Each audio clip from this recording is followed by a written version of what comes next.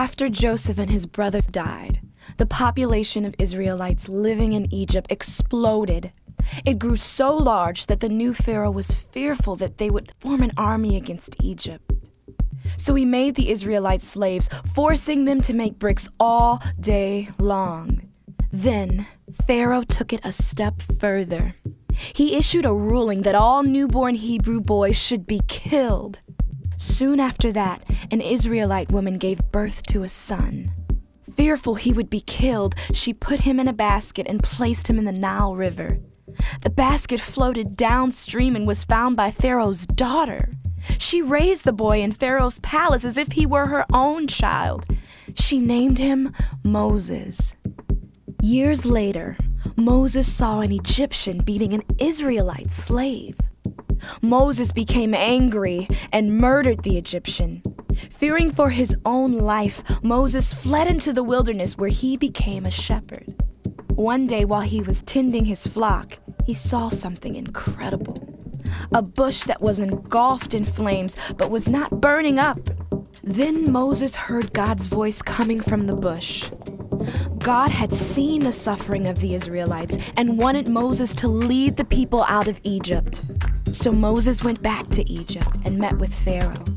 He asked that the Israelites be given a short break from their labor to hold a festival to worship God.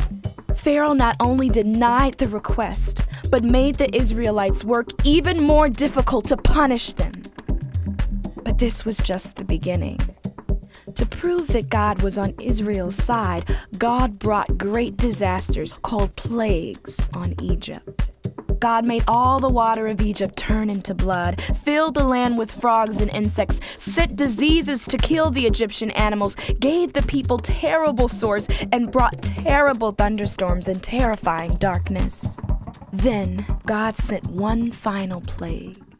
God protected the Israelites by giving instructions to each family to take a perfect sheep, sacrifice it, and put its blood on the door frames of their houses. The Israelites did what God commanded.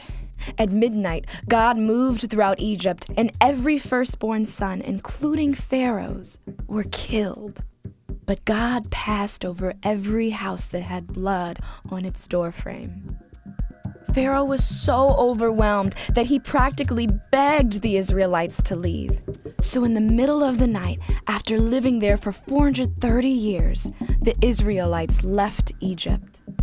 However, Pharaoh once again changed his mind and sent his armies after the Israelites.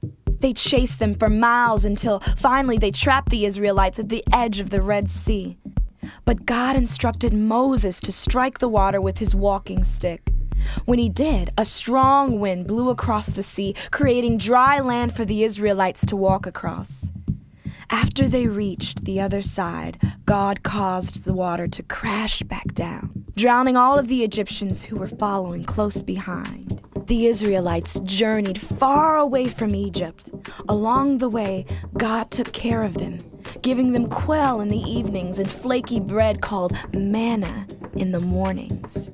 Many times the Israelites complained about their living conditions, but Moses would remind them of God's goodness and continue to lead them toward the land God had promised them.